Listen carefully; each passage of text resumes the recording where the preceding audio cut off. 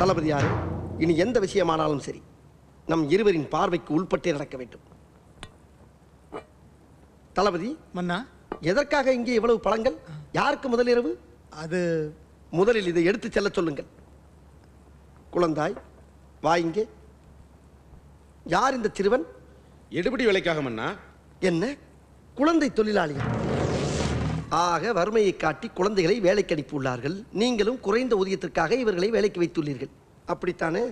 நமக்கு சம்பள பணம் மிச்சமாகும் என்று நான் தான் மன்னா ராஜகுருவுக்கு இந்த யோசனையை சொன்னேன்.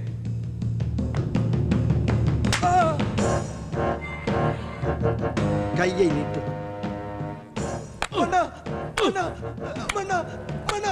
இன்னும் கொஞ்ச நாளில் உன் முகத்தில் துதிக்கையே முளைத்துவிடும். நீர் மட்டும் உடம்பை வளர்த்துக் கொண்டு பிஞ்சுகளையா வேலை வாங்குகிறீர்? கல்லஞ்சம் கொண்ட மூடனே. தளபதி, அரண்மனை மாடிக்கு மொத்தம் எத்தனை படிக்கட்டுகள்? 90 படிகள் மன்னா. இன்று சூரிய அஸ்தமனம் வரை இவரை மொட்டை மாடிக்கு ஏறி ஏறி இறங்க சொல்லுங்கள். உழைப்பு என்றால் என்னவென்று இவர் தொந்தி உணரட்டும்.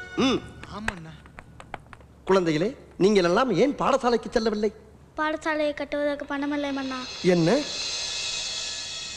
குழந்தைகளே, கவலைப்படாதீர்கள். நாளை முதல் நீங்கள் பாடசாலை செல்வீர்கள். தளபதி, இனி நம் நாட்டில் உள்ள எல்லா குழந்தைகளுக்கும் சமகல்வி, இலவச கல்வி வழங்க வேண்டும்.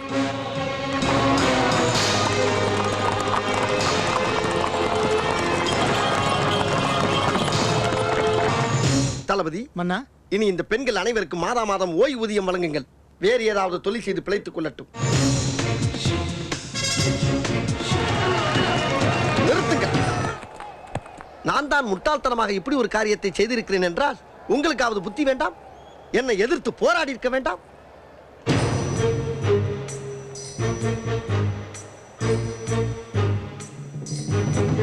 அம்மா, கடவுள் உன் கண்களை திறந்து விட்டாரடா. தற்போது நீ செய்து வரும் காரியங்களால் உன் தந்தையாரின் ஆத்மா பூரண சாந்தி அடையும் மகனே. அம்மா, ஐயனாரே, இவ்வளவு பெரிய கல்லை எத்தனை முறை தூக்குவது? ஐயோ, மறுபடியும் அங்கே போகிறது. ஐயோ, நம்மையே குறுகுறு பார்க்கின்றானே. என்னடா அவ்வியார் மாதிரி போற, அவ்வியார் மாதிரி வர, கல்ல தூக்கி போட்டு விளையாடுற, என்னாச்சு? அநேகமாக டங்குவார் அந்து விட்டதென்றே நினைக்கின்றேன். அந்துருச்சா? ஒழுங்கா வேலை செய்யலனா மிச்சம் மீதி அந்துரும். போய் மறுபடியும் அந்த கல்லை தூக்கி மேல போடு. ஆகட்டுங்க, ஆகட்டும். நில்லுங்கள். அங்கு யாரையும் விடக்கூடாது என்பது அரசாங்க உத்தரவு. தயவு செய்து தடுக்காதீர்கள்.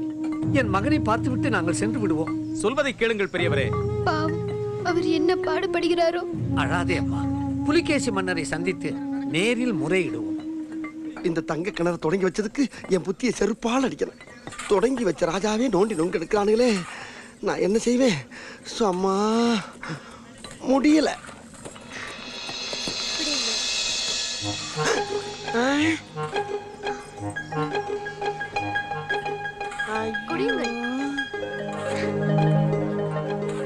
ஆளை காணாமே போய்விட்டாலோ.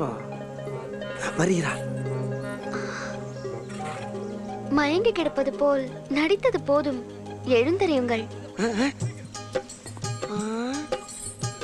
பரவாயில்லையே. ஆமாம், எப்படி கண்டுபிடித்தாய்? இணைய போகும் இதயத்திற்கு தெரியாதா? இணைய போகும் இதயம். அடாடாடாடா, நீ சொல்லுகிற வார்த்தையை கேட்டவுடன் என் பாதத்தில் இருந்து புல்லரிப்பு ஏற்பட்டு அப்படியே மேலே ஏறி கபாலத்தில் இருக்கும் முடி அனைத்தும் கம்பி போல் எழுந்திருக்கிறது. உன் பெயர் என்ன? போங்கள். போங்கல், போங்கல். அடாடாடாடாடாடா, என்ன ஒரு ரம்மியமான பெயர். உன் பெயரை உச்சரிக்கும் பொழுதே என் வாய் சர்க்கரை பொங்கல் போல் இனிக்கிறது. ஆமா, பொங்கல். நான் உங்களை போங்கல் என்றேன். அந்த பொங்கலா? சரி, உன் பெயர் தான் என்ன? என் பெயர் சூலாயினி. சூலாயினி, இதுவும் மாலை சுண்டி இழுக்கும் பெயர் தான். அப்புறம் போதும் ஐயா. சரி, கொய்யா சாப்பிடுறீங்களா? கொய்யா? நீ சொல்வது மெய்யா? இதோ இதோ இதோ. பிடிச்சிட்டல்ல.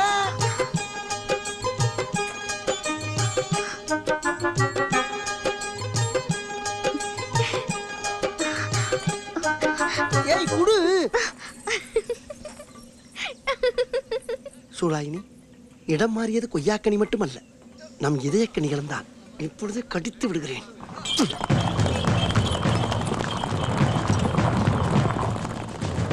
வா புலிகேசி, வா. வாருங்கள் மாமா, வாருங்கள். உனக்காகத்தான் காத்து கொண்டிருந்தேன். ஊரில் இருந்து எப்போது வந்தீர்கள் மாமா? இப்போதுதான். எப்படி இருக்கிறாய் மருமகனே? தங்கள் ஆசி இருக்கும்போது குறை என்ன மாமா? பயணம் எப்படி இருந்தது?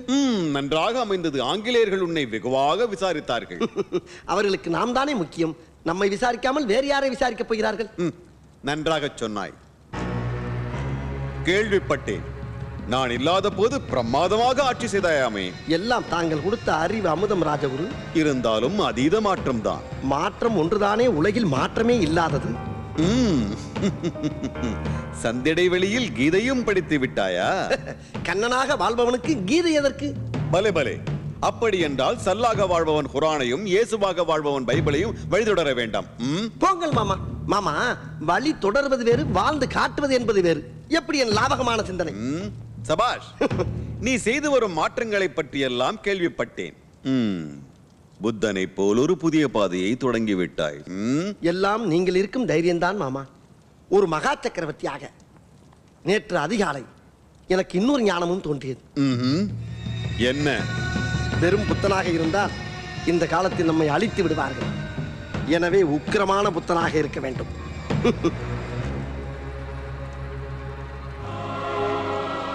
என்ன மாமா பார்க்கிறீர்கள்? என்னை ஆசீர்வதியுங்கள். சென்று வா புலிகேசி. நானும் அரசவைக்கு வந்து விடுகிறேன். நல்லது.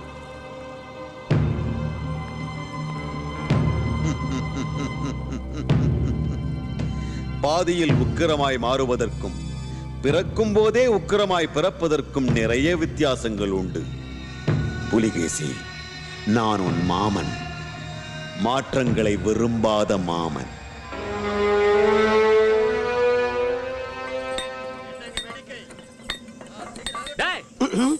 அன்னைக்கு ஏன்டா நீ அடிச்ச? அது புலிகேசி அரசனை மட்டமாக பேசினாயே, அதற்காக. என்னடா பெரிய புலிகேசி? டாய், அவரை பற்றி தவறாக பேசாதே. அவர் பெரிய மாவீரன், தெரிந்து கொள். இன்னைக்கு காலையில தான் அவனை பத்தி ஒரு ரகசியத்தை கேள்விப்பட்டேன். என்னடா? அவன் என்ன செஞ்சிருக்கான் தெரியுமா? என்ன செய்தான்? ஒரு நாள் காட்டுக்கு கரடியை வேட்டையாட போயிருக்கான். அப்ப என்ன நடந்துச்சான் தெரியுமா? இவனுக்கும் தெரிந்து விட்டதா? அமைச்சரே, கொஞ்சம் பீதியான காடுதான் போல இருக்கிறது. பாதையை மறந்துடாதீர்கள் ஐயா. உத்தரவு. ஏதேதோ கத்துகிறது. என்ன? அதோ பாருங்கள். அமைச்சரே, இது கரடி தானே? ஊருக்குள் வந்து பீதியை கிளப்பியதே அதே கரடி தான். என்னையா அது? நம் குதிரை உயரத்துக்கு இருக்கிறது. ஒன்றும் பயப்படாதீர்கள். குதிரையை சிட்டாக தட்டினால் குறுக்கே நுழைந்து அரை நொடியில் அரண்மனையை அடைந்து விடலாம். வாருங்கள். முட்டாள்தனமாக பேச.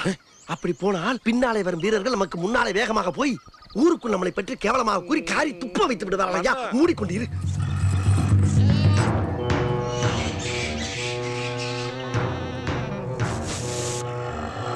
கரடியின் கண்கள். அவசரப்பட்டு இறங்கி விட்டோமோ? அதுல என்ன சந்தேகம்?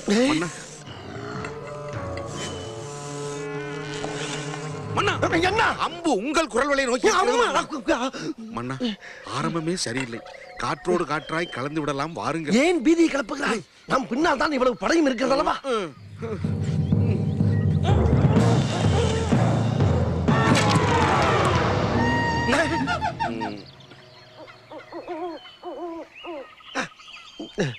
அமைச்சரே, இப்பொழுது பார்மையா என் அம்புகளின் அணிவகுப்பை.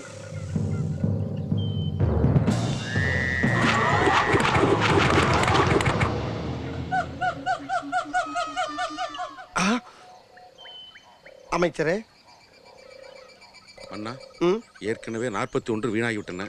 இதுதான் கடைசி அஸ்திரம், பிரம்மாஸ்திரம். இதுலயாவது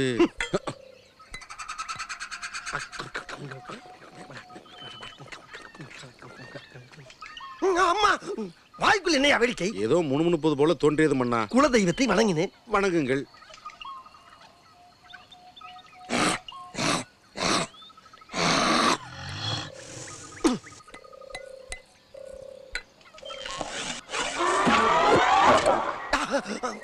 ஐயோ, அமைச்சரே, நமக்கென்று கையில் பிடித்து விட்டதையா. ஐயோ, என்னடா அது? யாரையுமே காணவில்லை. என் குதிரை எங்கே? என்ன கரடி வருகிறது? வருகிறது வருகிறது. நான் என்ன செய்வேன்? வந்த பாதி வேறு மறந்து விட்டதடா சொக்கனாதா.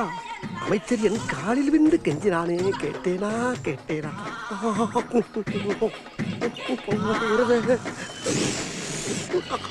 அம்மாடி எத்த தட்டி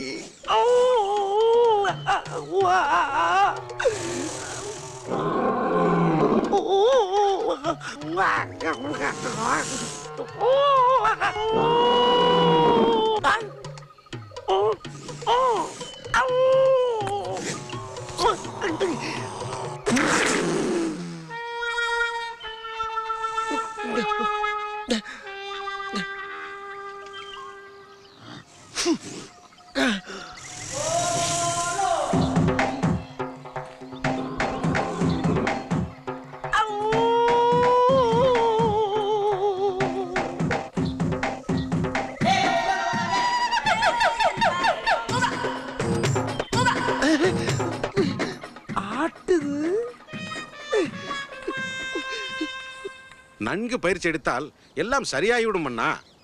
தொடங்குங்கள்.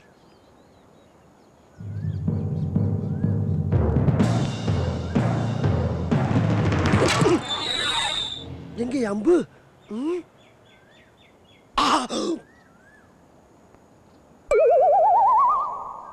ஐயோ, தலைக்கு குறிவித்தால் அல்லையில் போய் சொருகுதே. யாரங்கே?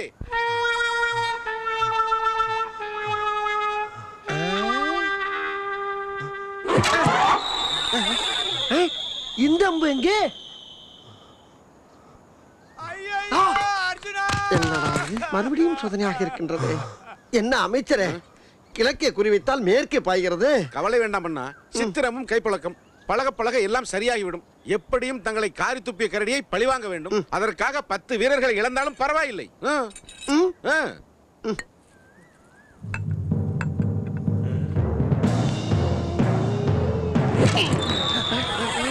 என்ன இதையும் காணவில்லை? மலையை தாண்டி போய் விட்டதா?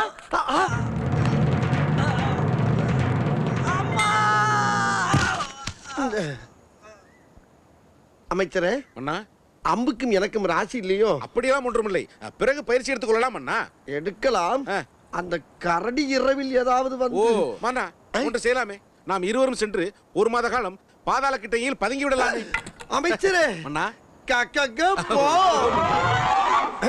இப்ப தெரிஞ்சுக்கிட்டே அவனை பத்தி. கரடிய காரி துப்புன அரசன்டா அவன். குறி பார்த்து அம்பு விட தெரியாத தற்குறிடா அவன். அவனை பத்தி என்கிட்ட பெருமையா பேசுன பேச்சு உடனே